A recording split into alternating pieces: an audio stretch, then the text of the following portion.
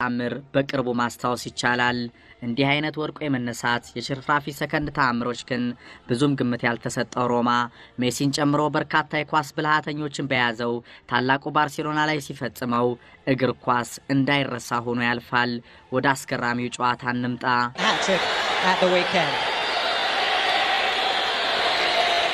Checo got the away goal. It still might have made the difference. Messi played himself back into goal-scoring form if he ever left it in La Liga on Saturday. And so, an evening either to write the most phenomenal tale of the unexpected or to beckon Barcelona duly and routinely into their 12th Champions League semi-final. በካምፕ ኑ የመጀመሪያው ጨዋታ ባርሴሎና 4-1 አሸነፈ። ዴሮሲና ማኖላስ በራሳቸው መረብ ላይ ጎል አስቆጠሩ። ፒኬና ሱዋሬዝ ተጨማሪዎቹን ጎል አስገኙ። ኤዲን ዜኮ የሮማ የማስተዛዘኛ ጎልን አስቆጠረ። ባርሳ በቀላሉ ግማሽ ፍጻሜ ደረሰ ተባለ። ሮማ ካታሎኒያኑን የማይመጥን ተጋጣሚ መሆኑም ተደሰኮረ።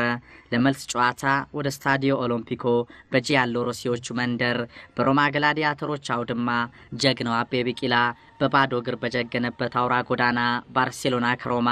የጨዋታው ኮሜንታተር ዝነኛው ፒተር ድሩሪ ነው። ዳኛው ክሌመንት ቱርፒን ናቸው ከፈረንሳይ። 60 ሺህ ታዳሚ በሮም ኦሎምፒክ ስቴዲየም ተገኝቷል። ሰር አሌክስ ፈርጉሰን ከነሚስታቸው በስታዲየሙ ክቡር ትሪቡን አሉ። ሊዮኔል ሜሲ ባርሴሎናን እየመራ ወደ ሜዳው ዘለቀ። የሮማው ጀነራል ዳንኤል ዴሮሲ ከቀይ ለባሾቹ ፊት አለ።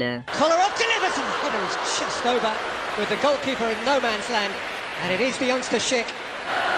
He's found Checo and my angle has gone past that in Checo and had to go extravagantly. That's Iniesta and of course Messi. And there was the fellow who suffered. እንደተጠበቀው ባርሴሎና ኳሱን ተቆጣጠረ። ኢኒየስታ፣ ራክቲች፣ ቡስኬት፣ ሜሲና ሱዋሬዝ ምሽቱን ለሮማውያን ዳግም ሊያከብዱ ዘመቱ።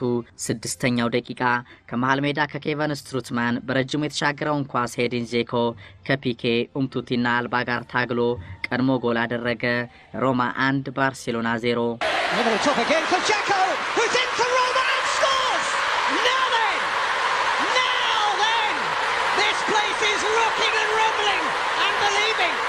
To dream, Roma, big goal, Roma back in this time.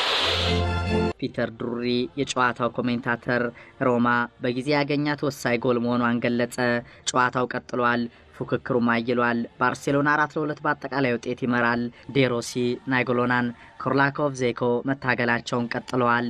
ሮማ በጎሏ ተነቃቅቷል። ተደጋጋሚ ሙከራዎችን ማድረገ፣ ጎል ግን ጠፋ። With the goalkeeper in no man's land, and it is the youngster Schick. He's found Checo and my angle has gone past that in Checo and had to go extravagantly.